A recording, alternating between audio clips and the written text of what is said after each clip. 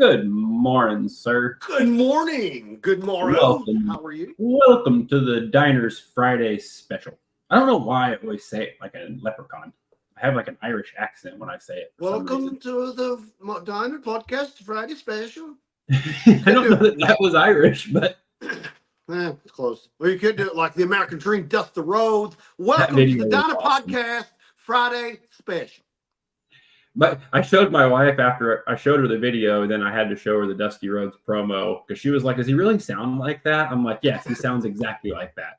So then I showed her the Hard Times promo, and she's like, "Holy shit, he really does!" She's like, "You nailed that." I can pull it out every now and then. Very, very good one. My wife thought it was fun, and then like the 30th time I showed her, she didn't think it was funny anymore. I'm like a child like that. I go, dude, check it. I was like, just look at this video. I'm proud of myself. She goes, I've seen it 30 times. Leave me alone. Okay. That's generally how it goes. They'll humor you the first couple times, and then after that, it's no longer a funny thing anymore. I'm gonna have to figure out a different system here. Every time I move, my table moves and the whole computer shakes. So hopefully it doesn't look like I'm in an earthquake because I'm glad we're getting used out of these sweet lavalier mics. Oh yeah. Yeah. Damn it. Yeah. I forgot about that. I'm pretty sure that I can do that also. I hope. If you can hear me, I should be able to hear you. I mean, you show me mine, I'll show you yours or whatever. You sound wonderful. I totally forgot I even had this thing. And that's the whole reason I took it was to test this out and see if I could run it from the computer. But anyway. Yeah. While you're jacking with that, I have a local announcement. Our local yokel section. Open Hands will be having their 20-year anniversary celebration Sunday, April 21st at 10 a.m. at I'm going to butcher this. The First United Methodist Church, where Open Hands is at. Like, there we go. Dumb terms. Then the after party is in the parking lot. There'll be food trucks, some music. I think old Craig Trout might be playing some music. And there'll be lots of fun things going on. Some of Mrs. Pestoff's former students who are entrepreneurs will be selling items. Anybody who's a former student that sells stuff are more than welcome to come. For any more information, you can't hear me, can you? No, we're good. I'm having technical difficulties. You just keep going, sir. Okay. We'll contact Mrs. Pestoff for any more information, and we'll have a post up this weekend day, tomorrow, Monday. I don't know. We'll have this post up soon, and then you can. Then I think we'll talk about that next Friday, even more. But yes, that sounds like a fun event, especially if we get to see old Craig Trout playing some more music. Whoa. All right. I'm back. Can you hear me? I can hear you. Yes. All right. Sweet. Do I sound better? Yeah. And that's our local yokel event. And then I do have one local yokel piece of business to talk about on the news. Former Linton star Joey Hart, who played at Kentucky last year, has hit the transfer portal. Oh, there's a lot of kids in the transfer portal. 10 of them are from ISU. Well, yeah, and then 2 coaches. Yikes. Yeah. And then wonder where they're all going to end up. Well, I think somewhere down around St. Louis area, but that's just me. Roughly by an arch. But you know what?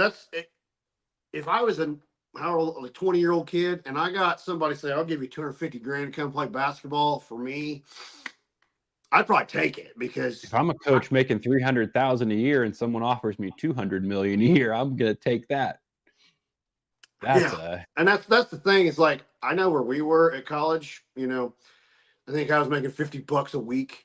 Yeah. Like doing that. Yeah. I'll go play basketball for $250K. Not only is it the money though, but I assume, this is probably one of the best years Indiana State's had in a long time. Like they probably should have made the tournament and they didn't. Do you think that kind of factored into it a little bit too? Where it's like, hey, that's one of the best runs we could ever have here. And we're not even getting a bid into the big tournament. Let's go to a school where we know we can kind of make some noise kind of thing. It does stink, like being a local native. It does stink because a lot of those guys are underclassmen. I look at it like Northview's program. There are a lot of underclassmen. Next year they're going to be even better, and that's like the same thing with ISU. What could have been, but it's a whole different ball game in the college ranks. If you're making money, you and I, okay. Somebody comes in, we'll pay you $250,000 a year each just to do what you're already doing. Okay. Just so we're throwing this out there, please, someone do that. Yeah, that'd be cool. That'd be cool. We can do way more cooler stuff with $250,000 a year plus each, whatever. So $500,000 a year. We got a price We're right doing now. this with very little budget. I know. So, like I said, $1 Million Man says, I'm trying to get my cup adjusted, so marketing. But as $1 Million Man my says, lid broke, so I'm just drinking a basic ass water bottle. I don't ever put a lid on. I'm just old school. That would work too. I don't know what happened. My lid's broke. Anyway, proceed. Anyway, but the $1 Million Man says everybody has a price. That is true. Ours is $500,000 right now. It's only going up.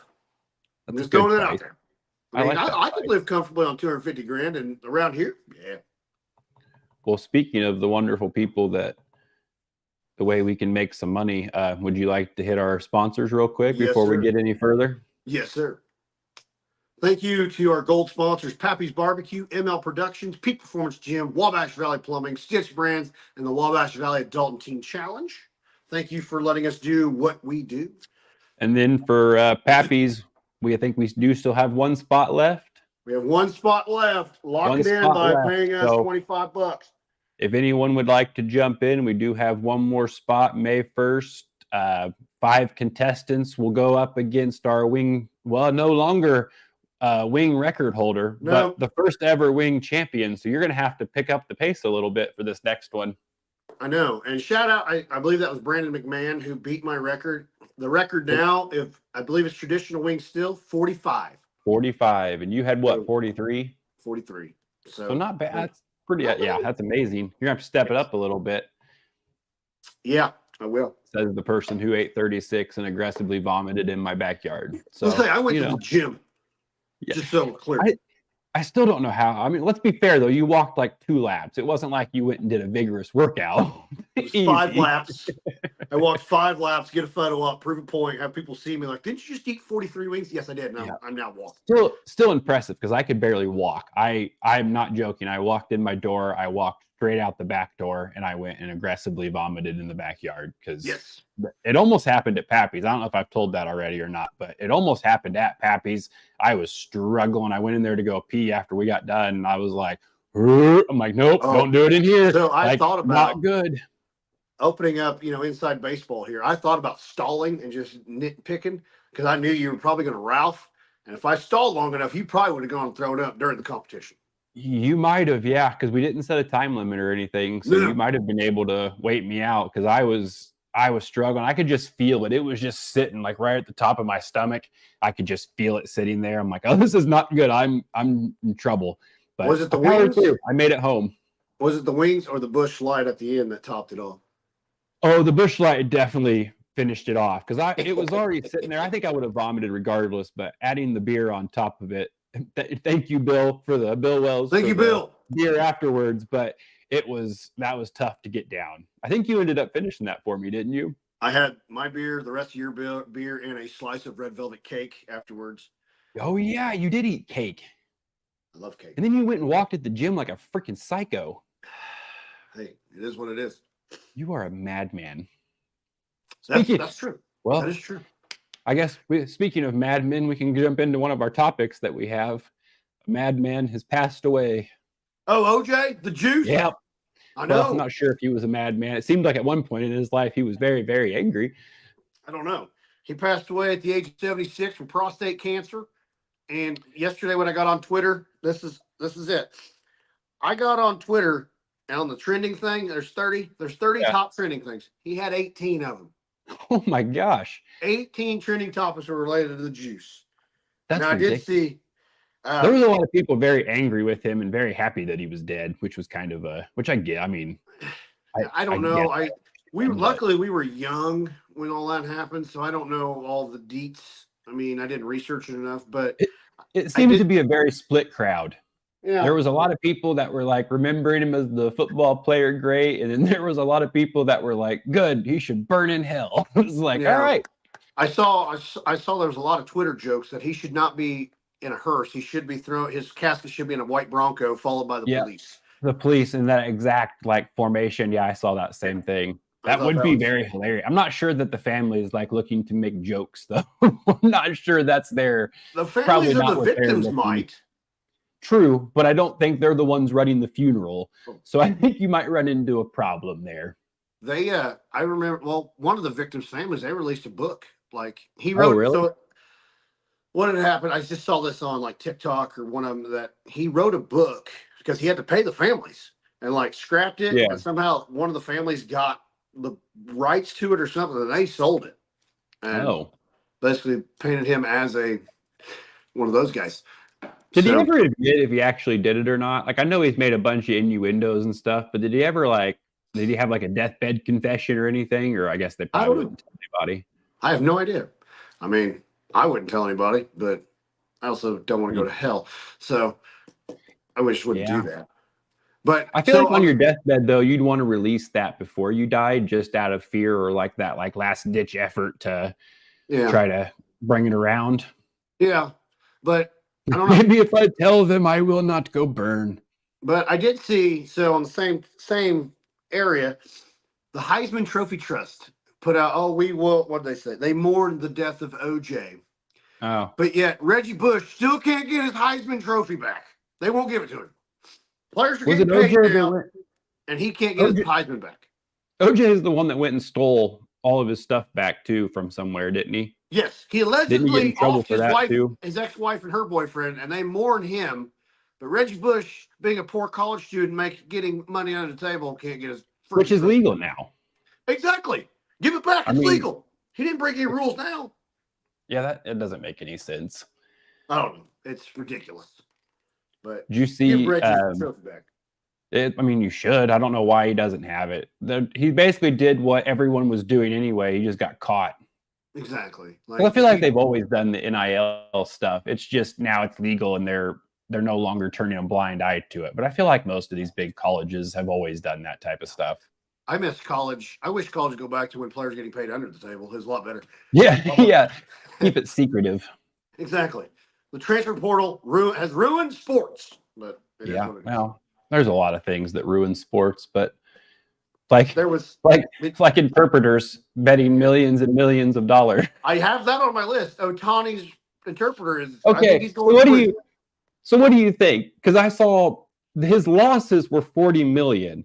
He had bet like hundreds of millions of dollars. Like it was over $100 million. It was like 160 or something like that. I can't remember the exact number. I just saw that I did not see that coming out of your account. I don't know. And maybe he might have just said, hey, because I know some of those athletes are like, just here's my money, advisor or whatever. Well, then he just make it.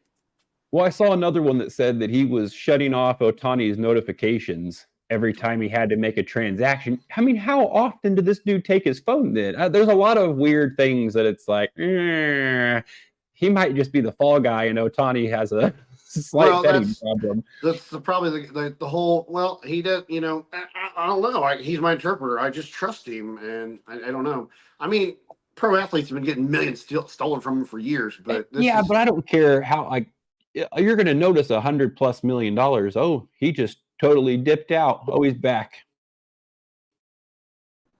There we go. I was backstage for a minute. There you go. What happened? I don't know. You froze, and then it took me backstage. I don't know. Oh, I have no idea. Anyway, I saw his interpreter just stole 16 million from him. So no, I took a screenshot of it. I think, and my phone's not going to work. Of course, it's not. The losses, I think it said, were 40 million, but he had wagered like 100+ million on different things. He was just smart enough to not do it on baseball, I guess. Okay. And then he was just calling the banks and whatever, pretending to be Otani, and he would turn off the notifications on Otani's phone. But if you're spending 100+ million in bets, and it said his average wager was like 12 or 13,000. I mean, you would have to have access to his phone all the time. Not only that, I mean, even if you have billions of dollars, I think you would notice 160 million being siphoned out of it. Like, that'd be a pretty noticeable chunk. Like, I mean, I get it. It's Otani. He makes a lot of money. He deferred most of his contract, which, I mean, I guess he's clearly made plenty already. But what he might have done, what the interpreter might have done, is gotten his phone and said, hey, I will help run your stuff on my phone. That way you don't just focus on baseball. And then he had access on his own phone. Because I might question, why do you want my phone all the time? Yeah. Well, yeah, and obviously it's been going on for a while, and he's using an illegal bookie. They never asked any questions or anything, which there's texts that came out that were like the bookie was, I don't know, sending him messages saying he was going to reach out to Otani. But if he's basically has unlimited money to siphon to him, unless he was just having trouble transferring it or whatever, it's a very weird situation. Oh yeah, absolutely. It's peculiar. Mm-hmm. While we're still in baseball, I saw Hunter Brown was trending, so I did a little digging, not like my own Mm-hmm. version of digging. Okay. Here's his stats against the Royals. Poor guy. He pitched .2 innings, Oh yeah, I saw this. 11 hits, 9 earned runs, 1 walk on 40 pitches. So obviously we've taught you baseball lingo. Do you know what .2 innings means now? 2 runs or 2 No, strikes. that means he got through the first inning. He only got 2 outs in the first inning. He gave up 11 runs in the course of getting 2 outs in the first inning. That is a brutal outing for a That's like pitcher. me pitching in MLB. Yikes. I I don't know mean, if I could actually basically, get it yeah, to the plate, but you'd probably do better. It seems like when they put oh, position players in, they come in and they just throw those like lob pitches, like a slow pitch softball almost, and they struggle. Like it's amazing how much they cannot hit it. I'm I don't know if surprised I. more don't do that, where they just get into their windup and they throw like a floater style pitch. Because anytime the position players do it, it seems to really throw them off. Well, because think about it, if you're trying to hit a 100-mile-an-hour fastball, and then the guy just stops his arm motion midway through and just shot puts a floater at you. I mean, you're gearing up to swing in a split second, and then you're already in your swing, and this guy just stops and lofts a ball to you. I feel like that would be you'd look like a jackass, but I guess it would work. I didn't think about that. They do have to start swinging before the ball comes out, don't they? Because it Yeah, comes in you have to start your backswing kind of not really backswing, but kind of load up as I mean, Yeah. especially with these guys throwing 95 plus miles an hour. I mean, you Yeah. got to really you have a split. I forget what the actual number is, but you have like a split second to decide if you're swinging or not. Okay. Yeah. Well, I retired in 4th grade, so they weren't throwing 90 then. So my I mean, mechanics are a little different. I made it through high school, but I didn't do too much better, and I went and played slow pitch softball. So That's more the speed, wasn't it? yeah, you really get to wait on that one to come in, and all right, then we hit it. Yeah. I want to go back to basketball because there's one guy who did not enter the portal. Oh, So John Calipari, the Kentucky coach, he's out. yeah. He went to Arkansas. Kentucky went after Baylor's head coach, Scott Drew. He turned him down. He said, Oh. we're staying at Baylor and we're going to build on success. Apparently he's been there That's since awesome. 19. And, I mean, I bet he passed up a big payday. But, I mean, when you build that program up, you're like, let's ride this pony, you know? Yeah. Oh, Look at that. There is some loyalty in it. yeah, there is, surprisingly. Some, not a lot, but Yeah, it is what it is. Oh, dude, I don't know what's on your list, but there's a new Scary Movie reboot coming. I saw that. Are they going to do like the same cast, or are they just trying to do like Scary Movie 6 or whatever they're on? I think it's, from what I was looking at, which is, not the best journalism, it looks like maybe a complete reboot, new, basically fresh start on, multiverse to the different universe. Okay. Almost. Like, I'm not sure Well, if the Wayans will be involved, and the Wayans better be involved. But I hope so, because it felt like the first 2 were really good, and then it just became obnoxious. And Yeah. it was like more of that, which it was always the silly spoof kind of movie, but it wasn't as obnoxiously bad as the rest of them. Because I feel like after 2, it just really fell off. I don't know if it was the Wayans brothers weren't writing it anymore, or I don't know if they wrote it anyway, but involved, I guess, more. Yeah, I think they were writers on it. I think they wrote it all, but I don't That quote makes me on sense. that. But And I then mean, you could just see like the corniness of it. Like it went from being its own story while also making fun of the movies. And then it turned into this, let's just see how many of the hits we can pack into this one thing. And then it was just like, it's not that funny anymore. Yeah. I think 2 is probably my favorite. I don't even know if I've ever seen Scary Movie 1. Really? That was like the classic. I've seen 2 a lot more than any of them. I remember watching whatever one had Shaq and Dr. Phil in it. I thought that segment was pretty funny. Yeah. But then That's one of the Charlie later Sheen was ones, I weird. think. Yeah. Oh, that's the one where they were making the what are those things called in the cornfield? Signs. Crop circles. No, Yeah. yeah, the Signs movie. They were making fun of that one. Yeah. That was that the one where the sheriff's hat kept getting bigger and bigger every scene? Yes. Okay. Yeah.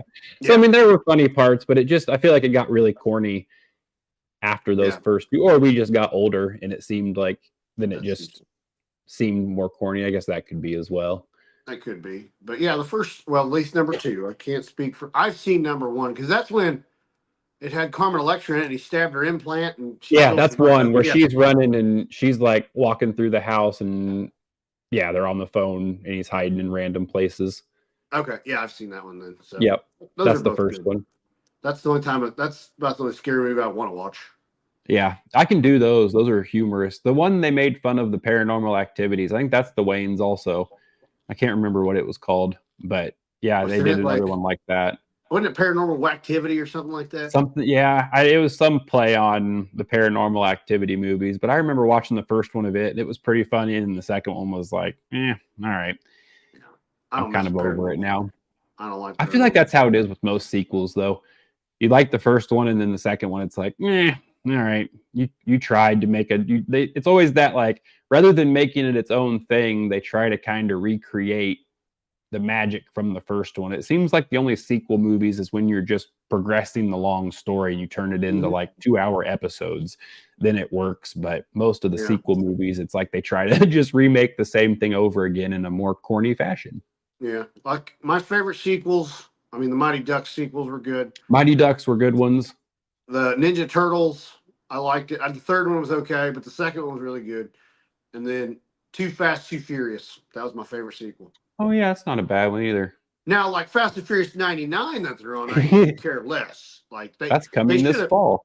They should have stopped like at 5 or whenever Paul Walker passed on. They should have just because I feel like they did a good job with that one too. It's done the same thing where I think they're just running out of ways to make the cars do crazy things. Now they're shooting them off into space and stuff, and it's like, okay, I think we've gone a little too far. The thing that did me in.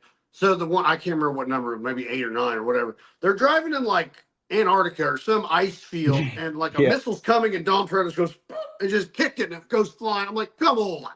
Yeah. Turn it off. I mean, they've always been far-fetched, but it was at least like you could do that suspense of disbelief like in wrestling, and you could kind of sit back and enjoy it, and it was fun. Then you got them, oh man, donuts. I got jelly donuts for you, buddy. Sweet. Oh man. Well, good. I'm coming over in like 20 minutes, so hell yeah. I will get to enjoy a donut. That is not helpful with my weight loss. I'm a bad influence, I know. Yeah, he's got a box of donuts. Man, okay. My wife's gonna end up. You're going to eat with the kids. You'll be fine. Sorry. You can have a donut too, because I got one Long John left. The rest I don't eat. So, the rest you don't care about. Yeah, the Long John, man, the cream filling. That's a good tradition, but that's going to not help with me losing weight again. I got off the rails a little bit, and I've gotten back up over 200, and I'm not a fan. I've never gotten back on the rails, and I got a contest coming up, so it doesn't matter at this point. I've done way better this week. We worked out 5 days, and I've only had a couple nights that I've stacked really hard, so we're getting back there this week. But these last, 3 weeks have been brutal. It's been rough. Anyway. Really rough. But did you I made the comment about the wrestling stuff. Did you see the CM Punk footage? I know you're already not a fan of him, but did you see it? I saw it, dude, and I don't even want to watch that episode of AEW because it was almost like a little brother taking shots at a big brother. Like I watched the footage. Okay, CM Punk, he did punch him. I don't know what Jack Perry said. I don't know that he actually connected, though. It looked like it was a push and then a swing at him kind of thing. I'm assuming they were talking shit. They were having a conversation because he explained it on what that Ariel Helwani, I think, interview. He explained what happened and kind of talked about it and whatever. And it seemed like everything he said pretty much exactly. It looked like two people had a disagreement over something and it got heated. They pulled them apart. And I love that they're making such a big deal about that, but you go out in the ring and beat the shit out of each other. But that's the part that you see that shit on wrestling all the time. That wasn't anything crazy. It wasn't anything I hope that they turn it into an angle and they have a plan, but it makes them look like petty little kids. Like, It well, if we does. can't, like, but I think that's just wrestling in a nutshell right now. They're all paying attention to Twitter or X or whatever you want to call it way too damn much, and they're basing their storylines off of it. Like, Yeah. the stories are changing based off of the fans talking crap about Tony Khan and AEW. The fans are changing the storylines because they don't want to see Rock and Roman. They want to see Cody. So then they're having to change. I need to go watch. There's a documentary on YouTube that came out last night from WWE that's like the behind the scenes of how that all transpired. But same concept there. They could turn that into, like, they're good at, that's what they do. They make up stories and make believe and make you blur that line, so they could make up even the stuff that they say is a behind the scenes documentary. They could spin whatever narrative they want. So I don't understand why they get on. I mean, I get it. You have to pay attention to what the people are saying to an extent, but that's like the people that were writing, like, let's just use The Office as a example. Like, they're not going to Twitter 6 weeks into their new season watching what Twitter wants, if they want Jim and Pam to get together, or they want this person and this person whatever it was. Like, I don't understand why that's a thing in wrestling. I get it, it's live and it's weekly and they're changing it constantly, but you just sit back and enjoy the rest of these shows and can watch them for what they are. But with wrestling, for some reason, if you don't get your way, or they don't do the storyline that you want them to do, or the right guy doesn't win, like, I'm not going to watch anymore, or I'm going to riot, or I'm going to complain on it. It makes no sense to me. Just because it's scripted, you're not reaching out to Hollywood when they're making a sequel of your favorite movie, and every hundreds of thousands of people are voicing their opinion of how the movie should end. You just wait for it to come out and you enjoy it for what it is. If you like it, you like it. If you don't, you don't. But for some reason with wrestling, it's like that entitled, you have to have my opinion with this, or I don't like it. And then they get that like gang mentality, and they just take over these shows to an extent. Well, and I don't know if you saw. So, did you see Will Ospreay's interview with Renee? I'm like, come on, man. Like, I don't know what he's done. He's an international talent, cool.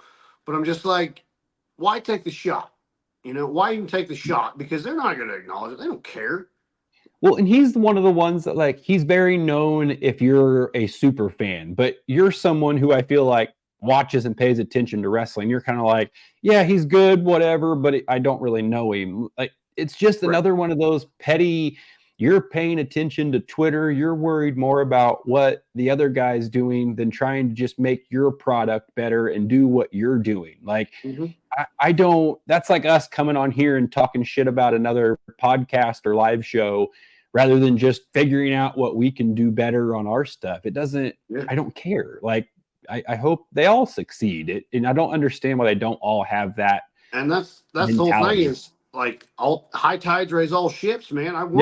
Like wrestling. I feel like now, at least on the WWE side, we're back to when we were kids. Like, it's getting fun competitive. again. It's getting that way. And AEW helped push them there, but now it's like, they're almost like, I want to say 2000 WCW, where it's like, shit just changes all the time. It's like, man, I don't want to. Of course, I don't have live TV, so I don't get to watch anything right now. But yeah, but you're watching them all delayed. So you're watching them. You're just watching them a day behind, and you're kind of catching up on it, which sometimes is better because you can fast forward through some of it. But I feel like I consistently watch Raw, AEW, SmackDown, and then I'll occasionally catch Collision. It's just hard on a Saturday because there's always things going on, especially with what we're doing. I feel like we're constantly doing things on Saturday. I'm still like doing the old school thing where I just watch Raw, because SmackDown, I couldn't tell you the last time I watched an actual SmackDown like live or anything, because I just never watched it because it was on like alternate channels that you can't watch. So, and I feel like it's the same thing with the weekend, because you're just always doing stuff with the kids, or I don't think about it unless we're just sitting at home and we're not doing anything that night and we're just hanging out anyway. I'll flip it on, but it's the same thing. It's background noise while we're doing whatever else. And we may sit and watch it. Cause like I said, the kids are super into it after going to Signal 10. They've been super into it. They love doing it. And oh crap, we got to do that today too. Yeah. And we're going to plug that right now. Yeah. May a good idea. Roadblock. You're going to see some cool stuff. We got the heavyweight championship match. Mr. International, Jake Oman, taking on Logan Myers. Logan Myers' first title defense. Get your tickets now at signal10wrestling.com. And it's going to be a great show. I need to build a cool graphic for that so we can put that up. Because then we got that jerk Mr. H coming on later today. He has some cool things to talk about with us. We need to get with him and figure out what time he can fit us into his busy schedule. Yes. But, yeah. And I have one more thing on my list of doom. What do you got? This is a business thing. Oh. Former CFO for the Trump organization, Alan Weisselberg, he's going back to jail. Oh, what do you do? He sentenced to 5 months in a plea agreement after admitting to lying in a New York fraud case. Oh. Yeah. What? Some big time political or business figure committed fraud? No. Yeah, he's already spent 100 days in jail on tax charges last year. Like, why you gotta lie? Like, I don't get that. Because they all do. That's just what they do. It's all a reality show. I'm proud of myself. I did not have a single political or down thing today that I didn't have to talk about people getting kidnapped and trafficked. And you must not have been on Twitter too much. You've been on Twitter for a little bit. I really have. It's been nice not doing. I really liked doing this every day, but the amount of crap that I had to look at on Twitter was terrible. And it just drove me. Yeah, that's kind of what I had to do. Which it's been great because now I can just kind of keep a list throughout the week if I get on there and I see something that looks cool or I see what's trending. Because I usually get on at least once or twice a day that I'll be sitting doing nothing and I can spend 5 minutes, 10 minutes sifting through and try to find a couple things. But sorry, I was looking at the clock. Oh, you're good. We got time. We're all right. Okay. That's just what they do, though. Justice Shoemaker's joining us. How we doing, Justice? Hi. You're not on the comments, are you? No. Thank you for joining us, Justice.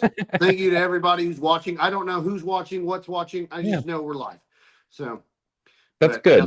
I like when you don't have any idea. It makes it way better because then you actually pay attention and you don't look at it and complain.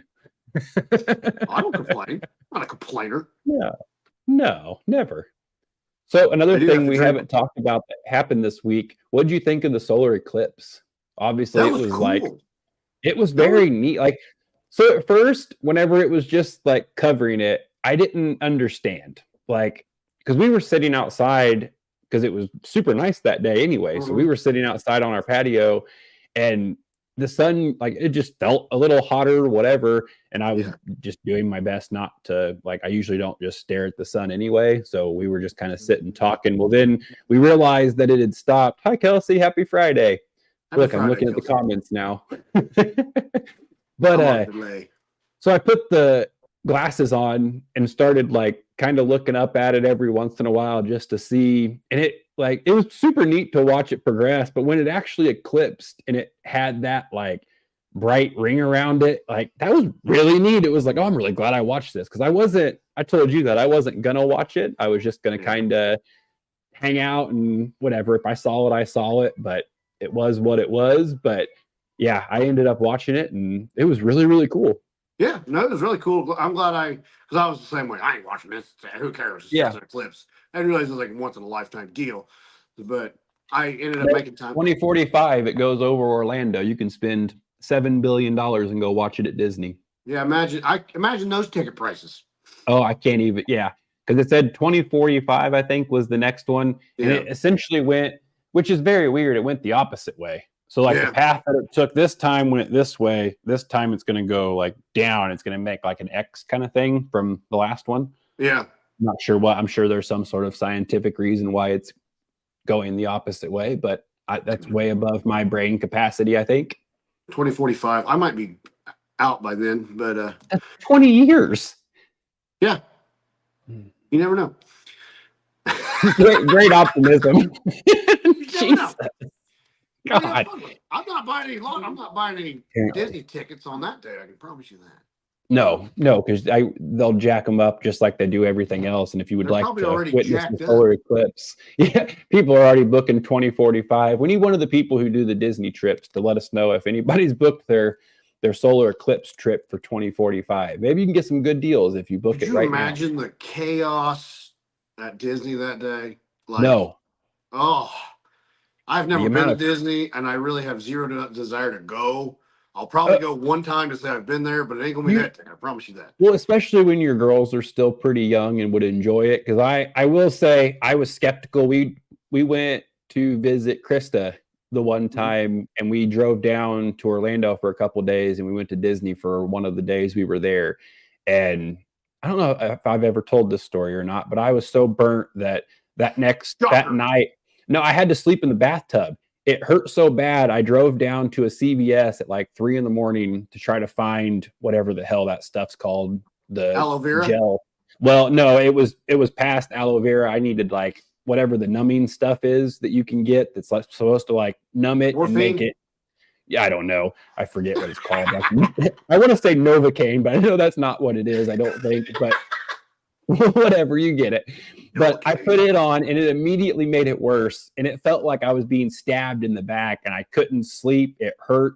So I eventually went and laid in the bathtub in like cool water, and that worked and it made it stop. So then I was good, and I ended up sleeping in the bathtub. So you got to do what you got to do to get some sleep. But by far, one of the better experiences, we were taught how to use the Fast Pass stuff, and we really didn't wait for much. We jumped on pretty much every ride. My daughter was super young, but we had a fantastic time. I don't know that I could do like the 4, 5, 6 days there because I was exhausted after the one. So maybe that's kind of a key, is keeping it, to a minimum, but it's also hard to plan a trip around one day at Disney, I suppose. Yeah, because there's like 12 parks? There's a ton. Yeah. I think there's like 4 or 5 of the big parks, and then there's a couple water parks, but they're all their own like gigantic world type thing. So you can we spent a whole day at Magic Kingdom, and there was still, I think we did everything that we wanted to do. There was a couple that the kids were too small or they just didn't want to do whatever. I think we even went back and rode a couple twice that we liked. So we had, I think, that was one of the first times my son rode a roller coaster, and he ended up riding it 2 or 3 times, but maybe we just got lucky and went on a good day. But yeah, it worked out. Solar cane. Thank you, Kelsey. Appreciate it. Solar cane. It like numbs it. It's like an super aloe, and it numbs your sunburn or whatever. That's why I wear long sleeve shirts when I go to the beach.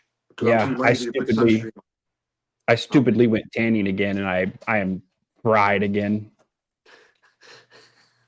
Why do you do that? I don't. The one bed's hotter than the other one. Oh, speaking of that, I gotta do it. I keep remembering. We about lost our memberships, I think. Oh yeah. What'd you do? I might have grossed Dalton out way worse than I had ever thought I would. So I was in the sauna, and I just got in there, and he came over and asked if I would spot him, and I'm like, yeah. So I went out. He was just doing 1 rep. He maxed it out. We're good. Puts it up. Question. You were clothed at this point, right? Yes, Yes, I don't get in the sauna naked. Like, it's a public gym. I don't just climb in the sauna in the nude and just be like, "Hello, welcome." I thought you meant tanning bed. My bad. I thought you meant the tanning bed. Well, my wife was tanning, and we were getting ready to go pick up the kids, so we had to leave in like, I don't know, probably 10 or 15 minutes from that point. And he was like, "Well, it's going to be 5 minutes or so. I'll come get you." I'm like, "All right, cool." So I just walked back into the sauna, and I went in there and sat, and I was sitting there, and I'm like, I'm dripping sweat. Like, I'm going to have to wipe off before I go out there. So he finally came and got me. I walked out, and I kind of wiped off before I walked out, and he was getting ready to go, and he was kind of going through his pre-lift routine thing. And right before he went, I felt like I tried to catch it, and I just felt the droplet fall off and just land right on his face. Oh. And then I learned that he does not like germs, apparently. So yeah. Sorry, Dalton. I apologize for coating you with sweat. I was just glad it didn't happen like right as he takes it off the bar or right off the rack and then goes down, and I drip sweat all over his face. And then, then I have to try to lift off the massive amounts of weight he was lifting. Well, I have a similar experience, not with Dalton. This was back in the day. I was sweating, dude. You know, I sweat. I was spotting a guy, and he was like mid rep, and a sweat came off my face and into his mouth. Ow. Yeah. Oh, I just smacked the shit out of my head on this thing behind me. Well, that's what you get for grossing Dalton out and making us almost lose a membership. Yeah, my bad. Yeah. I don't think we did. He seemed happy. I've seen him a couple of days since then, and he does not seem mad at me, but I felt so bad. I thought about it when I was sitting in the sauna, because I was like, I should have just stayed out there, because I sweat aggressively, but I'm like, it's just 5 minutes. I'll be able to wipe off real quick and be fine. And I did. I was good, but he was going through his thing, and right before he pulled it off, it fell and just smacked him right in the face. I'm like, oh man. When you first started this story, it's like, I grossed Dalton out. I was like, I thought you meant you were in the tanning bed, in the buff, and he's like, hey, can you come spot me? And you're like, no problem. And you just walk out there buck naked, and he's like, what? Yeah, like that's what I was thinking. There's a step there. I would just have my balls dangling over his head. My dripping balls. I mean, I'm fairly certain that, and no matter what circumstance, I would have gotten dressed before I went out and tried to spot him. That would have been way worse. You are right. So it could have got worse. Well, we have a podcast in 9 minutes, so we should probably wrap this up. All right. Before we get to your wife did not like that conversation. No, probably not. She's sitting right behind me, so she didn't scream at me. She was more concerned that I smacked my head off the corner of this basket behind me. Oh, but yeah, we have an interview in 10 minutes, so we better wrap this up. Well, thank you for tuning in. Yep. We will see you next Friday. Thanks for joining us, and I'll see you in a minute. All right, later. Bye.